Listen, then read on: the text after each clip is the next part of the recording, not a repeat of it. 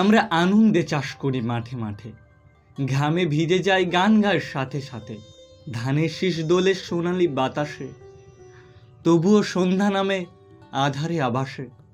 আজকের গল্পটা একটু আলাদা। গল্পের নাম হরিশ।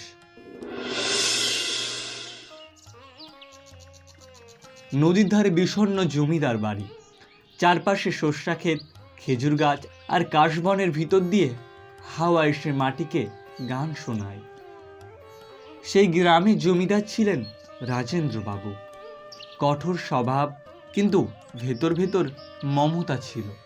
তার জমিদারের কাজ সামলাতেন, প্রজাদের ট্যাক্স নিতেন, আবার কষ্টে থাকা মানুষদের সাহায্য করতেন। এই রাজেন্দ্রবাবু জমিদারি মাটিতেই থাকতো হরিশ, একজন সাধারণ কৃষক।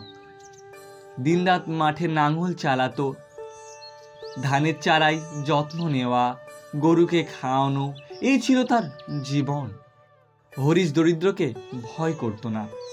সে বলতো, মাটি আমাদের মা, যে মাটিতে ঘাম ফেলি সেখানেই ফসল ফলবে। হরিশের জীবনে ছিল এক অদ্ভুত আলো, ছোট মেয়ে কমলা। বয়স মাত্র 8, কিন্তু চোখে যেন আকাশ ভরা স্বপ্ন। কমলার খিলখিল হাসিতে পুরো আঙিনা ভরে যেত। মায়ের মৃত্যুর পর থেকে হরিশ তার মেয়েকেই মা, বাবা, বন্ধু সব ভেবেছিল। দিন কাটছিল বেশ ভালোই। হরিশ ভোরে উঠে মাঠে যেত, আর কমলা পিছে পিছে ছুটে বলতো, বাবা, আমিও তোমার সঙ্গে চাষ করব। হরিশ হেসে বলতো, হ্যাঁ, তুই তো ছোট মেয়ে রে, তবে পাশে থাকলে মন ভরে যায়। সকালের মাঠে কচি ঘাসের পাতায় শিশির ঝিকমিক করত, গরুর গলায় ঘন্টা বাজত, হরিশ নাঙল চালাতো, আর কমলা ধানের চারায় জল দিত। সেই দৃশ্য দেখলে মনে হতো মাটি যেন গান গাইছে, বাতাস যেন আনন্দে ডানা মেলছে। কিন্তু জীবন সবসময় সমান আনন্দের হয় না। এক বছর বৃষ্টি হলো না, আকাশ শুকনো, মাটিও ফেটে চচ্চির হয়ে গেল। মাঠে ধান শুকিয়ে গেল, হরিশের বুকের ভিতর ঝড় বয়ে গেল। গ্রামের লোকেরা জমিদারের কাছে সাহায্য চাইল, কিন্তু রাজেন্দ্রবাবু কঠোর গলায় বললেন, ট্যাক্স দিতে হবে, না দিলে জমি হাতছাড়া হবে। হরিশ ভাবল, এখন যদি ট্যাক্স না দিতে পারি তবে জমি যাবে, আর সেই জমি আমাদের মা। কিন্তু টাকার ব্যবস্থা কোথা থেকে করবে? এক সন্ধ্যায় হরিশ মাঠে বসে ভাবছিল। আকাশে লাল আবহাওয়া ছড়িয়ে পড়ছে। কমলা এসে বাবার কোলে বসলো। বাবা, তুমি মন খারাপ করছো কেন? হরিশ মেয়ের মাথায় হাত বুলিয়ে বলল, কিছু না রে মা, শুধু ভাবছি মাটির কথা। সেই সময় রাজেন্দ্র বাবুর নায়েব এসে হাজির হলো।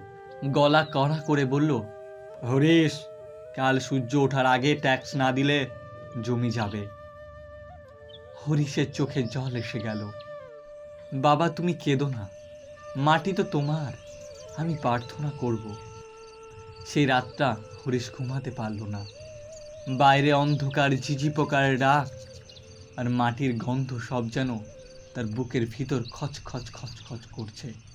হঠাৎ সে মনে করল, তার বাবা বলতেন যে নিজের মাটিকে ভালোবাসে সে কখনো হারায় না।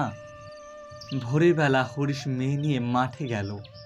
মাটি শুকনো, ফসল নেই, কিন্তু আকাশে হঠাৎ কালো মেঘ জমল।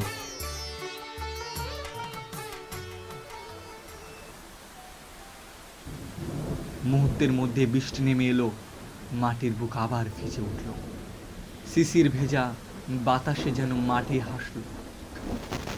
হরিশ বুক ভরে শ্বাস নিল। তার মনে হলো, এই মাটি, এই বৃষ্টি, এই জীবন সব ঈশ্বরের দান। গ্রামের লোকেরা ছুটে এলো।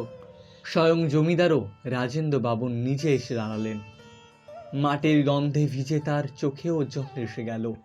তিনি বললেন, হরিশ, তুমি তো সত্যিকারের কৃষক, তোমার জমি কেউ কেড়ে নিতে পারবে না, ট্যাক্সের চিন্তা তুমি করো না। কমলা হাসল, তার চোখে যেন নতুন দিনের আলো ঝলমল করলো। এই ছিল আজকের গল্প।